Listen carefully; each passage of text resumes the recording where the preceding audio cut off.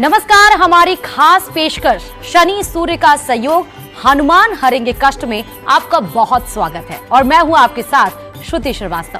साल का पहला सूर्य ग्रहण 29 मार्च शनिवार के दिन लगने जा रहा है। यह आंशिक सूर्य ग्रहण होगा। सूर्य ग्रहण का आरंभ दोपहर में 2:20 पर होने वाला है और शाम में 6:16 पर ग्रहण समाप्त होगा। हालांकि यह ग्रहण भारत में दिखाई नहीं देने वाला है, जिस वजह से इसका सूतक काल भी मान्य नहीं होगा। इस बार शनि अमावस्या पर सूर्य ग्रहण का खास संयोग बनने जा रहा है और इसके अलावा इसी दिन शनि देव 2.5 साल बाद राशि बदलने जा रहे हैं और इस दिन शनि देव कुंभ से मीन राशि में प्रवेश करेंगे। चूंकि यह सूर्य ग्रहण उत्तरा भाद्रपद नक्षत्र में लगेगा, इसीलिए इस नक्षत्र में जन्मे लोगों के लिए यह सूर्य ग्रहण बेहद ही खास है। तो क्या करें, क्या ना करें, किस राशि के लिए सूर्य ग्रहण लाभकारी होगा, किसके लिए अशुभ होगा, तमाम मुद्दों पर बात करने के लिए हमारे साथ हमारे स्टूडियो में मौजूद हैं ज्योतिषाचार्य डॉक्टर नितिशा मल्होत्रा जी। बहुत स्वागत है आपका मैम। और शनि सूर्य का संयोग, हनुमान कैसे हरेंगे सबका कष्ट, और सबसे पहले हम जो सवाल आपसे पूछने जा रहे हैं वो ये कि सूर्य ग्रहण कब है। तो सभी को राधे राधे और सभी को जय मां पीताम्बरा। न्यूज़ 18 के सभी दर्शकों को बहुत सारा नमस्कार।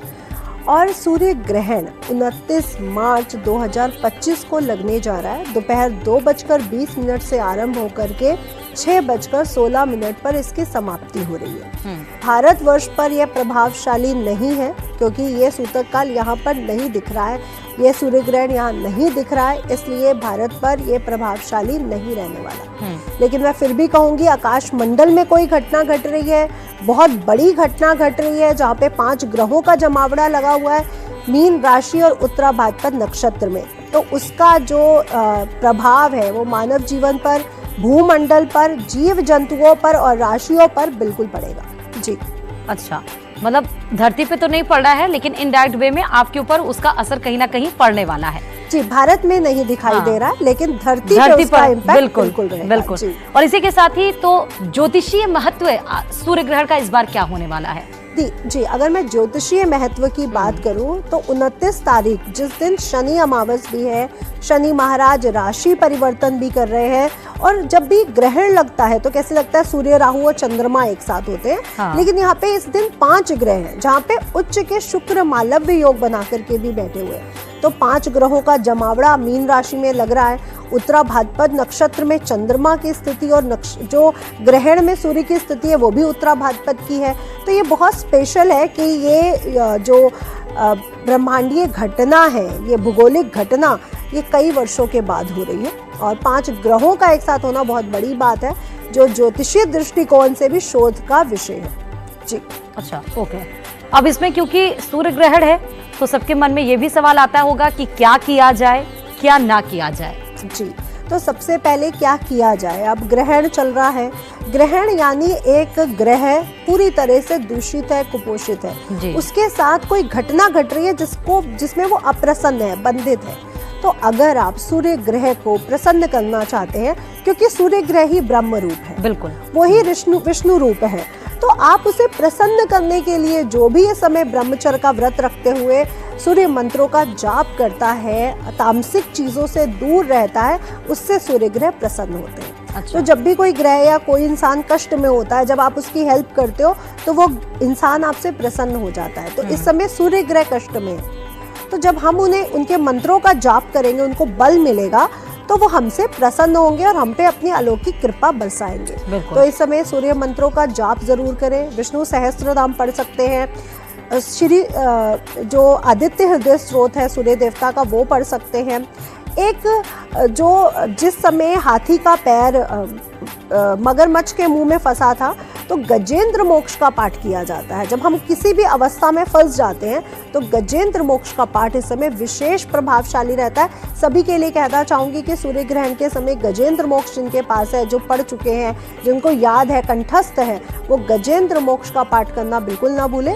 अदरवाइज ओम विष्णवे नमः, ओम सूर्याय नमः, ओम नारायणाय नमः, इन मंत्रों का आप जाप कर सकते हैं। दूसरा क्या ना करें, जैसा कि श्रुति जी आपने पूछा, तो क्या ना करें, तामसिक चीज़ों से दूर रहना है। इस समय आप लोगों ने ज़्यादा घूमने वाली क्रियाएं नहीं करनी है, ज़्यादा लड़ाई झगड़े वाली हरकतें नहीं करनी है। अपने घर में जो सौहार्द का माहौल, बिल्कुल शांति का माहौल इस समय बनाए रखना है। बहुत तेज़ म्यूज़िक इस समय बिल्कुल ना चलाएं, बहुत तेज़ शोर शराबा इस समय बिल्कुल ना करें, क्योंकि ये घटना जो ब्रह्मांड में घटित हो रही है इसका प्रभाव आप पर पड़ेगा ही पड़ेगा। नुकीली चीज़ों से दूर रहे, लड़ाई झगड़ों से दूर रहे, गाड़ी बहुत तेज ना चलाएं। तो इस समय जितना हो सके एक जगह अपने घर पर, अपने ऑफिस पर अगर आप बैठ जाते हो तो ज़्यादा अच्छा रहेगा इस पूरी स्थिति में। नहीं तो आपको इसका कष्ट भी मिल सकता है कि छोटे मोटे एक्सीडेंट हो सकते हैं, लड़ाई झगड़े आपको देखने को मिल सकते हैं। तो ये सब होने के चांसेस बन रहे हैं। तो अपने घर में बैठे और बहुत ध्यान रखें कि लड़ाई झगड़ों से, विवादों से दूर रहें। और क्योंकि कहा जाता है सूर्य ग्रहण में बाहर भी नहीं निकलना चाहिए, देखना भी नहीं चाहिए, क्योंकि इसका इम्पैक्ट अच्छा नहीं होता है जी। और खासकर गर्भवती महिलाओं के लिए इसमें विशेष इंतजाम भी किए जाते हैं। तो सूर्य ग्रहण का गर्भवती महिलाओं से क्या कनेक्शन है जी? तो जैसे कि आपने बोला कि सूर्य ग्रहण के समय निकलना नहीं चाहिए, क्योंकि एक घटना घट रही है जो नकारात्मक ऊर्जा है। बिल्कुल, इसलिए अगर हम एस्ट्रोलॉजिकली उसे देखते हैं तो यहाँ पे नकारात्मक क्रियाएं हो रही है। जिसमें तंत्र मंत्र बढ़ता है। आपने देखा होगा इस समय तंत्र मंत्र सबसे ज्यादा प्रभावशाली हो जाते हैं। निगेटिव शक्तियां सबसे ज्यादा प्रभावशाली हो जाती है। वहीं दूसरी तरफ अगर हम लोग इसको साइंटिफिकली देखते हैं तो ये बैक्टीरिया जो सूक्ष्म कीटाणु हैं, जो बुरे हैं मानव शरीर के लिए, वो भी बढ़ने लग जाते हैं। इसलिए नहीं निकलना चाहिए। ये सबके लिए, बच्चे, बुजुर्ग और जवानों के लिए भी।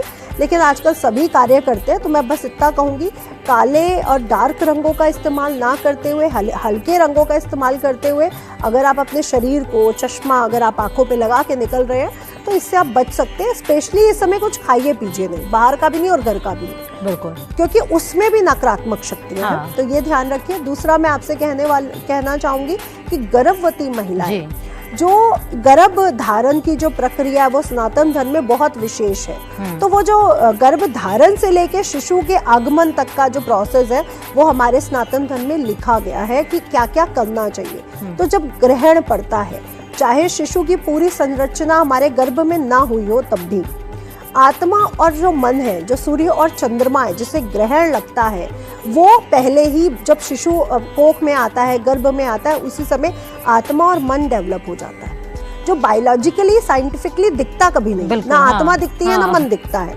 लेकिन ये भ्रूण के आने से पहले जब गर्भ धारण होता है, ये उसी समय दिव्य प्रकाश से अलौकिक हो जाता है। इसलिए भ्रूण को भी ग्रहण का पूरा इम्पैक्ट मिलता है। आप लोगों ने देखा होगा, ग्रहण जब लग जाते हैं तो बच्चे के शारीरिक कुपोषित हो जाता है, या कोई दाग होता है, या कहीं ना कोई कठिनाई देखने को मिलती है। इसलिए गर्भवती महिलाओं से कहा जाता है बाहर ना निकले, अपने बॉडी को बहुत ज़्यादा बांध के ना बैठे, पैरों पे पैर चढ़ा के, हाथों पे हाथ चढ़ा के नहीं बैठना चाहिए। सीधे बैठिए, सीधे आराम करिए और रीढ़ की हड्डी को सीधा रखिए। ये बहुत विशेष है। शनि और सूर्य का संयोग बन रहा है, इसलिए शनिचरी अमावस्या पर सूर्य ग्रहण का दुर्लभ संयोग क्या होने वाला है वो भी आपसे समझना चाहेंगे जी। तो बहुत विशेष है। देखिए, एक तो शनि महाराज अपनी कुंभ राशि में गोचर कर रहे हैं और इसी दिन 29 मार्च 2025 को ही वो आगे राशि परिवर्तन कर रहे हैं, यानी गुरु की राशि मीन राशि में जा रहे हैं। इस दिन शनि महाराज का आगे बढ़ना, सूर्य ग्रहण पड़ना और शनि अमावस का हो जाना। देखिए, अमावस अपने आप में बहुत विशेष है। लोग कहते हैं अमावस तिथि अच्छी नहीं है। अगर अमावस तिथि अच्छी ना हो तो दिवाली की रात अमावस को ना मनाई जाए। दिवाली जिस दिन हम लोग लक्ष्मी जी को, गणेश जी को प्रसन्न करते हैं, कुबेर जी को प्रसन्न करते हैं, तो ये बहुत विशेष दिन होता है अमावस का दिन, जिस दिन परिवर्तन होता है, जिस दिन कोई चीज खत्म होके नई चीज डेवलप होती है, उसे न्यू मून यानी अमावस कहा जाता है। इसलिए शनि अमावस का होना, शनि जो है वो बहुत ड्राई है, खुश्क है, बहुत अंधेरा है, वहाँ पे बहुत निर्दयी है। वो एक जज की तरह है। उनको तरस नहीं आता कि आपके साथ क्या सर्कमस्टांसेस थे। वो देखते हैं कि आपने क्या कर्म किया, मुझे उस कर्म के अकॉर्डिंग आपको फल देना है। तो शनि महाराज, शनि अमावस यानी हमारे जो कार्मिक डेप्थ है, जो हम करते आ रहे हैं गलतियाँ, उनका एक तरह से दोबारा शुरू हो जाना कि अब आप सामने आओ मेरे, जिसने गलती करी है। तो शनि अमावस बहुत विशेष है। और सूर्य ग्रहण का जो संयोग इस समय पड़ रहा है, आप देखिए 5 ग्रह एक साथ है, सूर्य, चंद्रमा और राहु, ये ग्रहण में एक साथ होते हैं। अमावस के दिन सूर्य और चंद्रमा एक साथ होते हैं। उच्च के यहाँ पर शुक्र भी विराजमान है और यहीं पर बुध ग्रह भी विराजमान है और कुछ ही घंटों के बाद शनि महाराज भी यहाँ पहुंच रहे हैं। बिल्कुल। तो ये शुभ संयोग और उत्तरा भाद्रपद नक्षत्र का होना बहुत विशेष प्रभावशाली है, जहाँ पे हम देखेंगे कि जो सरकार है वहाँ पे भी विवाद होना हमें देखने को मिल सकता है इस सूर्य ग्रहण के कारण। हाँ। जी। और दूसरा मैं कहना चाहूँगी, ये शुभ संयोग का जो रिजल्ट हमें मिलेगा वो इच्छाएं बढ़ेंगी, ढोंग बढ़ेगा, मानसिक डिप्रेशन, एंजाइटी बढ़ेगी। सूर्य के कारण प्राकृतिक जलवायु में आप बहुत सारे चेंजेस देखोगे कि कहाँ गर्मी ज़्यादा पड़ रही है, कहीं ठंड ज़्यादा हो रही है, कहीं वर्षा ज़्यादा हो रही है। अब वर्षा की अगर मैं बात करूँ तो देखिए मीन राशि जलीय राशि है जी, ठीक है, और वहाँ पे चंद्रमा भी है स्थित। हाँ। और जल में इतना 5 ग्रहों का होना, सूर्य का भी आ जाना, राहु का भी होना, शुक्र का भी होना, तो जलीय घटनाएं भी इस समय बढ़ती हुई नजर आ रही है। तो सूर्य यानी अग्नि, चंद्रमा यानी जल, तो दोनों से संबंधित घटनाएं इस समय आपको बहुत बढ़ती हुई नजर आएंगी। तीसरा राहु है वायु तत्व, आकाश तत्व, तो आकाशिक जो घटनाएं हैं जैसे हवाई जहाज में कोई प्रॉब्लम्स आना, गड़बड़ी होना, या जो कहते हैं एलियंस नहीं है वो, वहाँ पे वो वाली घटनाएं, जो आकाशिक घटनाएं वो भी बहुत ज्यादा इस बार बढ़ने वाली है। मतलब मौसम विभाग में बहुत सारा परिवर्तन, पर्यावरण आप कह रहे हैं बहुत सारा परिवर्तन देखने को मिल सकता है। जहाँ गर्मी है वहाँ गर्मी तेज पड़ेगी, जहाँ बारिश हो रही है वहाँ पे बारिश भी तेज होगी, यानी बाढ़ तक आ सकती है। जल से संबंधित घटनाएं बढ़ेंगी इसमें। अब हम ये जान लेते हैं ज्योतिषाचार्य जी से कि शनि गोचर और सूर्य ग्रहण का प्रभाव क्या है। जी, अब शनि गोचर की बात करूं, शनि महाराज 2.5 साल अपनी कुंभ राशि में रहे और 30 साल के बाद मीन राशि में दोबारा गोचर करने जा रहे हैं। तो 30 इयर्स के बाद वो अगली राशि में जाते हैं, यानी अब वो मीन राशि में अगले 30 साल के बाद जाएंगे। और मीन राशि जो है वो गुरु की राशि है। अभी तक वो अपनी मूल त्रिकोण राशि कुंभ राशि में थे, अपनी राशि में उन्होंने वैसे ही प्रभाव डाले जैसे वो डालना चाहते थे। अब वो आ रहे हैं धर्म की राशि में, गुरु की राशि में, ज्ञान की राशि में, जहाँ जिसे खर्च भाव भी कहा गया, जिसे मोक्ष भी कहा गया, जिसे ज्ञान भी कहा गया, जिसे समाज भी कहा गया। अब इस राशि में शनि महाराज आकर के बहुत चीजें बैलेंस करने जा रहे हैं, यानी धर्म बहुत आगे बढ़ेगा, समाज बहुत आगे बढ़ेगा, सामाजिकता बहुत आगे बढ़ेगी, सोशलिज्म बहुत आगे बढ़ने वाला है। तो शनि महाराज जब मीन राशि में आते हैं तो ऐसी बहुत सारी घटनाएं होती हैं जहां पर धर्म आगे बढ़ता है। बहुत से लोग कहते हैं कि शनि और सूर्य पिता पुत्र है, बनती नहीं है। मैं कहती हूँ भले ही उनकी सोच नहीं मिलती, लेकिन एक पिता अपने पुत्र से और पुत्र अपने पिता से बेहद प्यार करते हैं। बिल्कुल। तो ये कभी नहीं भूलना चाहिए कि शनि महाराज एक पिता के भक्त भी है, एक माता के भक्त भी है, इसलिए ये दोनों एक दूसरे को बहुत प्रेम भी करते हैं। तो दोनों जो शनि अमावस पे सूर्य ग्रहण पड़ रहा है, इसका इम्पैक्ट कुछ राशियों पर बहुत अच्छा और कुछ राशियों पर बुरा भी पड़ेगा। और इसी के साथ ही शनि सूर्य का संयोग, क्योंकि आज का ये हमारा विशेष कार्यक्रम ही है इस पे, और हनुमान जी की कृपा तो सब पर ही है, तो हनुमान जी शनि सूर्य के संयोग में कैसे कष्ट को कैसे हारेंगे? जी, तो अगर हम शनि सूर्य के संयोग की बात करें तो ब्रह्म को, विष्णु को ही सूर्य कहा गया, उन्हीं को ग्रहण लगने जा रहा है। और अगर हम शनि महाराज की बात करते हो तो शनि महाराज जब बंधित थे रावण के द्वारा, तब उनको छुड़ाने कौन आए थे? हनुमान जी। हाँ। तो हनुमान जी को तो उन्होंने ब्लेस किया हुआ कि जहाँ पे आप हो वहाँ पे मैं कष्ट दे ही नहीं सकता। बिल्कुल। दूसरी ऐसे हमें बहुत सारी वेदों में, पुराणों में कथाएं मिलती है, लोक कथाएं मिलती है, जहाँ पे हनुमान जी और शनि देव का बहुत अच्छा वो भी रहा है कि आप जो बोल रहे हो वहाँ पे मैं शांत हूँ। जहाँ पे जिसको हनुमान जी की कृपा प्राप्त होगी वहाँ शनि अपना दुष्ट प्रभाव, चाहे वो 7.5 ढैया या महादशा का, वो नहीं दिखाते हैं। हाँ। तो इसलिए हनुमान जी इस ग्रहण के समय बहुत विशेष प्रभावशाली हो जाते हैं, क्योंकि वो चिरंजीवी है, वो पृथ्वी लोक पे आज भी निवास है उनका, और देवता अपने अपने लोकों में है, कोई स्वर्ग में है, कोई ब्रह्म लोक में है, कोई विष्णु लोक में है, लेकिन हनुमान जी पृथ्वी लोक पे है चिरंजीवी होने के कारण। तो अगर आप हनुमान जी की उपासना करते हैं, उनकी पूजा करते हैं, आराधना करते हैं, उनको प्रसन्न कर लेते हैं, तो शनि से मिलने वाले जो कुदोष है और जो सूर्य ग्रहण के समय जो नकारात्मक शक्तियां बढ़ रही है, उनसे भी हमें छुटकारा मिल सकता है। कहते हैं ना, भूत प्रेत निकट नहीं आवे, महावीर जब नाम सुनावे। तो जब ग्रहण लगता है तो जितनी नकारात्मक शक्तियां होती हैं वो बहुत प्रभावशाली हो जाती है, उनको ताकत मिल जाती है। इसलिए हनुमान जी की उपासना उनका सुंदरकांड का पाठ, बजरंग बाण, हनुमान चालीसा, उनको चोला चढ़ाना, उनकी उपासना करना विशेष प्रभावशाली हो जाता है। उनके सामने बैठ के रामचरितमानस का पाठ करना, उनके सामने बैठ के तुलसी से राम राम का जाप करना बहुत विशेष प्रभावशाली हो जाता है। उनको भोग लगाना बहुत प्रभावशाली हो जाता है। तो ये कृपया जरूर करें। जी, सूर्य ग्रहण पर खाने पीने से भी जुड़ी परंपराएं हैं, हाँ जी, उसकी मान्यता क्या है? जी, तो श्रुति जी, ये बहुत अच्छा क्वेश्चन है कि खाने पीने को लेकर के कौन सी ऐसी गलतियां जो हम कर देते हैं। तो सबसे पहले कोई भी घटना जब आकाशमंडल पे घट रही है, नकारात्मक है तो उसका नकारात्मक प्रभाव पड़ेगा, सकारात्मक है तो उसका सकारात्मक प्रभाव पड़ेगा। और साइंस भी ये कहता है जिस समय सूर्य ग्रहण या कोई भी ग्रहण लगता है तो उस समय बैक्टीरिया बहुत प्रभावशाली हो जाते हैं जो नकारात्मक है। तो इसलिए भोजन इत्यादि नहीं करना चाहिए, ना भोजन को पका के रखना चाहिए, ना भोजन करना चाहिए। इस समय का जो समय है, अगर आप ऐसे ही रहते हैं कुछ भी खाए पिए बिना, उससे पहले खा पी लीजिए या फिर उसके बाद खा पी लीजिए, उस समय खाना पीना नहीं चाहिए, ये विशेष ध्यान रखें। और जो आपका भोजन है जो बन चुका है, जो आपको रखना है, अदरवाइज आप गाय को या किसी जानवर को खिला दीजिए, लेकिन अगर आपको रखना है और उसका प्रयोग करना है, खाना है, तो उसमें तुलसी पत्र जरूर डालिए। लेकिन तुलसी पत्र को भी डालने से पहले, क्योंकि अमावस का दिन है, सूर्य ग्रहण लग रहा है, हम लोग सुबह के समय तुलसी पत्र नहीं तोड़ सकते।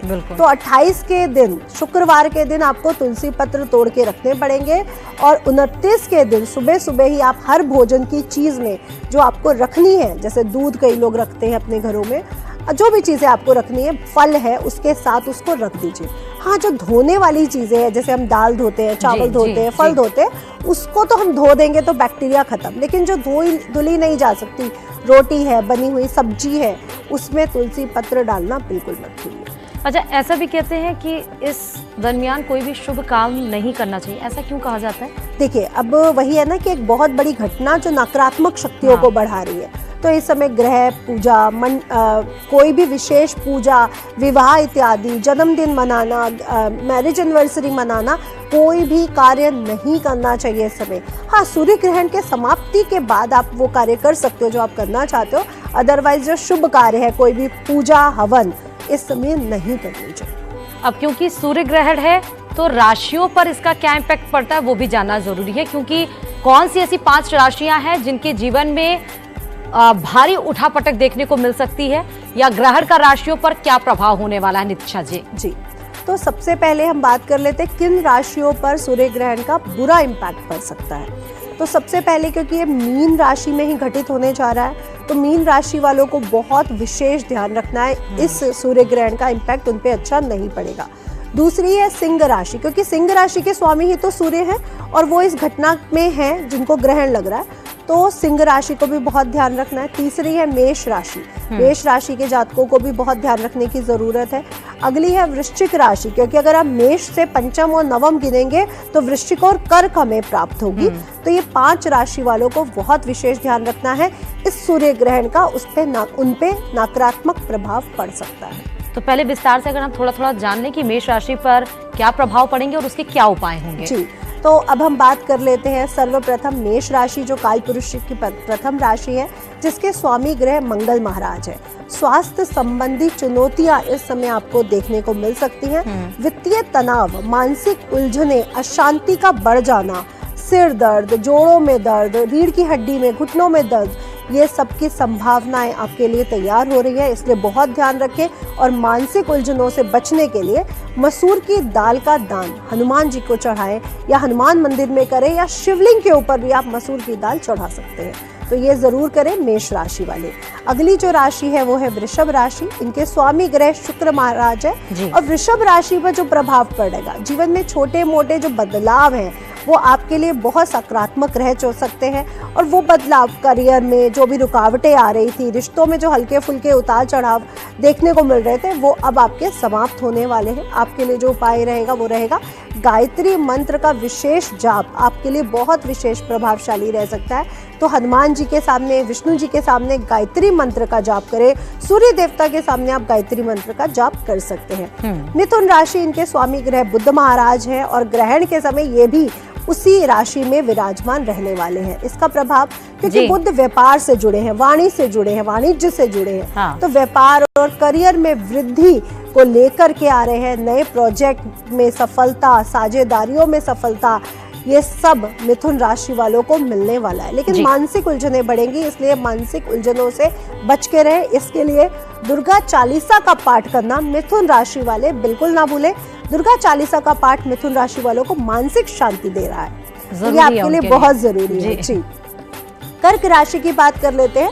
कर्क राशि के स्वामी ग्रह चंद्र महाराज है। इसका प्रभाव करियर और व्यक्तिगत जीवन पे भी आपको पड़ेगा।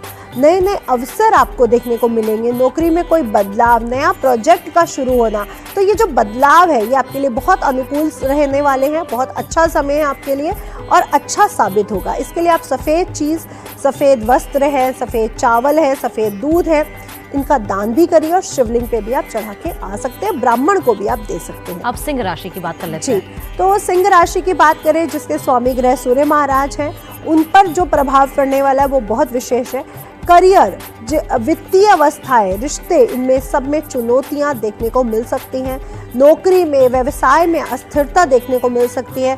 वित्तीय अस्थिरता भी इनको देखने को मिल सकती है। तो पैसे को लेकर के बहुत समझदारी से चले, नहीं तो नुकसान होने के चांसेस बन सकते हैं। रिश्तों में भी आपको विवाद होने के चांसेस बन सकते हैं। तो थोड़ा संभल कर चलने की राय सिंह राशि वालों के लिए मैं दूंगी। कन्या राशि की बात करूंगी, जिसके स्वामी ग्रह बुध महाराज हैं। कन्या राशि पर जो प्रभाव पड़ने वाला है, तो करियर में छोटे मोटे अवसर उनको मिल सकते हैं। स्थिरता इस समय बनी रहेगी, प्रगति के भी चांसेस बन रहे हैं। कुछ नए बदलाव भी होंगे जो आपके लिए सकारात्मक रह सकते हैं और बड़े बदलाव की संभावनाएं भी इस पर बन रही हैं आपके लिए। हरी जो चीज़ें हैं, हरे जो वस्त्र है, हरी मूंग की दाल है, हरी सब्जी है, पालक है, उसका दान आपके लिए बहुत विशेष रहेगा।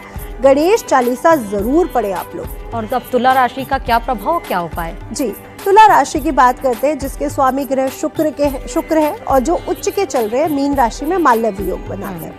तो इनके जीवन में प्रेम है, रिश्ता है, उसमें सकारात्मक प्रभाव, नए संबंधों की संभावना बनने जा रही है। विवाहिक जोड़े या जो अफेयर्स में है, लव वंस के साथ, उनके नए रोमांस में उनमें वृद्धि होने वाली है। तो मैरिड लाइफ बहुत अच्छी रहने वाली है।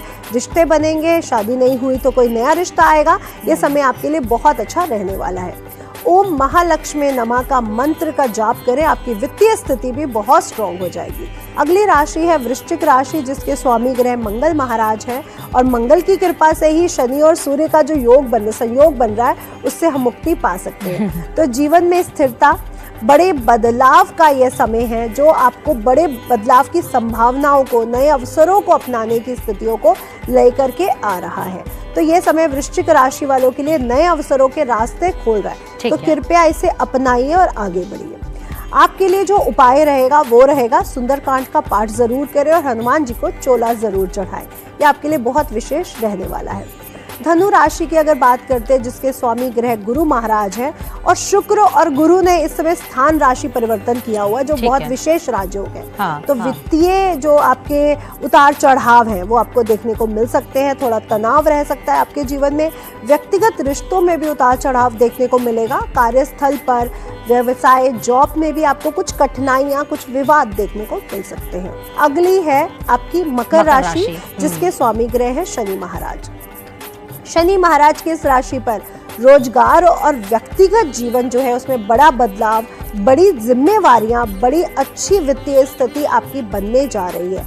तो मकर राशि वालों के लिए समय काफी अच्छा रहने वाला है। काफी अच्छे बदलाव इस समय आपके जीवन में जो पॉजिटिव रहने वाले हैं वो आ रहे हैं। उपाय में काले तिल, साबुत उड़द की दाल का अगर आप दान कर देते हैं तो बहुत विशेष रहेगा। और साथ ही साथ हनुमान चालीसा पढ़ना बिल्कुल ना भूलें। कुंभ राशि, इनके स्वामी ग्रह भी शनि महाराज है और अपनी मूल त्रिकोण राशि कुंभ राशि को छोड़कर मीन राशि में प्रवेश भी कर रहे हैं आज के दिन। तो जीवन में नई ऊर्जा का संचरण होने वाला है। व्यक्तिगत और व्यवसायिक सफलताएं इनको अब मिलनी शुरू हो जाएंगी। नए अवसर प्राप्त होंगे। रिश्तों में इनके संतुलन आपको देखने को मिलेगा, लेकिन थोड़ी इनको आवश्यकता भी है कि रिश्तों में संतुलन ये लोग लाएं। तो ये इनके लिए जरूरी भी है और बदलाव भी अच्छे आ रहे हैं।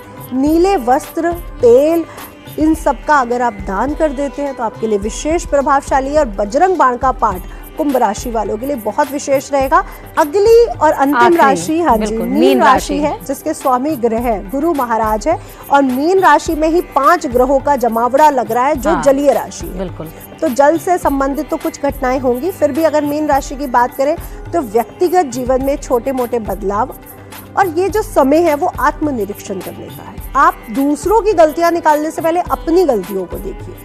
करियर में, व्यवसाय में जो विकास की संभावनाएं हैं वो बन रही हैं, खुल रही हैं, लेकिन आत्मबोध जरूर करें। बिल्कुल। और आपके लिए जो उपाय रहेगा वो मछलियों को आटे की छोटी छोटी गोलियां बना करके उनको दे, खिलाएं और पीली चीजों का दान करें। ओम नमो भगवते वासुदेवाय का जाप करें। आपके लिए भी ये समय बहुत अच्छा जाएगा। 5 ग्रह आपके राशि पर आ रहे हैं, तो कुछ अच्छा और कुछ बुरा सहयोग देखने को, और जहाँ बुरा होना है वहां पर आपको बैलेंस बना के चलना है। जी। तो इसी के साथ ही ये भी देखना होगा कि ध्यान देने की जरूरत है कि सूर्य ग्रहण भारत में उसकी दृश्यता तो नहीं होगी, लेकिन इसका सीधा प्रभाव भारतीय निवासियों पर नहीं पड़ेगा। फिर भी उपरोक्त उपायों का पालन करने से आपके जीवन में नकारात्मक जो प्रभाव पड़ने वाले थे उसकी कमी आएगी, सकारात्मक ऊर्जा की तरफ आप आगे बढ़ेंगे। और इसके साथ ही ज्योतिषाचार्य जी, आपका बहुत शुक्रिया। शनि सूर्य का सहयोग और कैसे हनुमान जी इस संकट को हरेंगे, इस खास पेशकश पे फिलहाल अभी के लिए इतना ही। आगे के लिए हमें दीजिए इजाजत। नमस्कार।